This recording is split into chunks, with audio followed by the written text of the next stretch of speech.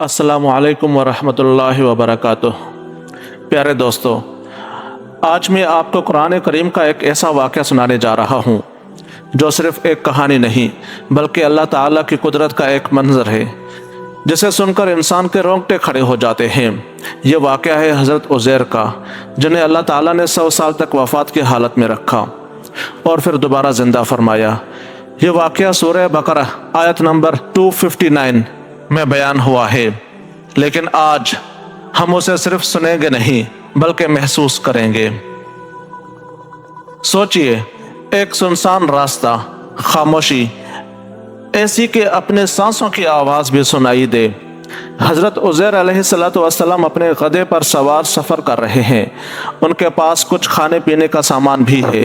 اچانک وہ ایک بستی کے قریب پہنچتے ہیں، لیکن یہ کوئی عام بستی نہیں تھی، یہ ایک مردہ بستی تھی۔ دیواریں گری ہوئی تھی، چھتیں ٹوٹی ہوئی تھی، ہر طرف مٹی، ویرانی اور خاموشی۔ ایسا لگتا تھا جیسے یہاں زندگی کبھی تھی ہی نہیں۔ حضرت عزیر علیہ السلام رک جاتے ہیں۔ وہ اس منظر کو غور سے دیکھتے ہیں اور پھر ایک جملہ کہتے ہیں، اللہ تعالیٰ اس مردہ بستی کو دوبارہ کیسے زندہ کرے گا؟ یہ سوال شک نہیں تھا، یہ ایک خواہش تھی، اللہ کی قدرت کو اپنی آنکھوں سے دیکھنے کی خواہش۔ اور پھر اچانک سب کچھ بدل جاتا ہے۔ اللہ تعالیٰ حضرت عزیر علیہ السلام کو وہیں وفات دے دیتے ہیں۔ ان کا گدھا بھی مر جاتا ہے اور پھر خاموشی، گہری خاموشی۔ وقت گزرتا ہے، 1 سال، 10 سال، 50 سال اور پھر 100 سال۔ سوچئے، 100 سال تک ایک انسان ایسی جگہ بے جان پڑا رہتا ہے۔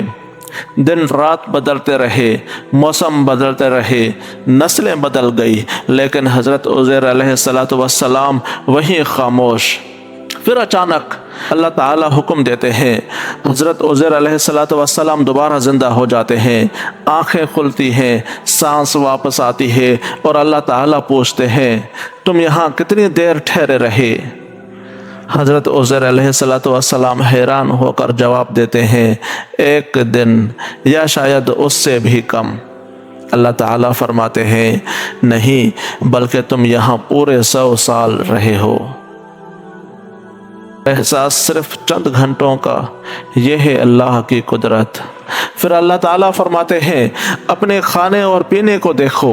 حضرت عزیر علیہ السلام دیکھتے ہیں اور حیران رہ جاتے ہیں۔ 100 سال گزر گئے لیکن کھانا ویسا ہی تازہ، پانی ویسا ہی صاف، نہ بو نہ خرابی، جیسے ابھی رکھا ہو۔ یہ منظر انسان کی عقل کو ہلا دیتا ہے۔ پھر اللہ تعالیٰ فرماتے ہیں، اب اپنے گدھے کو دیکھو۔ حضرت عزیر علیہ السلام نظر اٹھاتے ہیں، وہاں صرف ہڈیاں پڑی ہیں، خشک، بکھری ہوئی۔ پھر ان کی آنکھوں کے سامنے ایک ایک ہڈی اپنی جگہ پر آتی ہے، جوڑتی ہے، پھر ان پر گوشت چڑھتا ہے، پھر جسم بنتا ہے اور پھر ایک لمحہ آتا ہے جب اس میں جان ڈال دی جاتی ہے اور وہ مردہ گدھا اچانک کھڑا ہو جاتا ہے۔ یہ منظر ایسا تھا کہ انسان کا دل کانپ جائے۔ حضرت عزیر علیہ السلام کی زبان سے نکلتا ہے، اب مجھے یقین ہو گیا کہ بے شک اللہ تعالیٰ ہر چیز پر پوری قدرت رکھتا ہے۔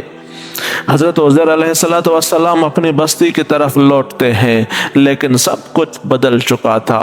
لوگ بدل گئے، گھر بدل گئے، بازار بدل گئے، کوئی بھی انہیں پہچان نہیں سکا۔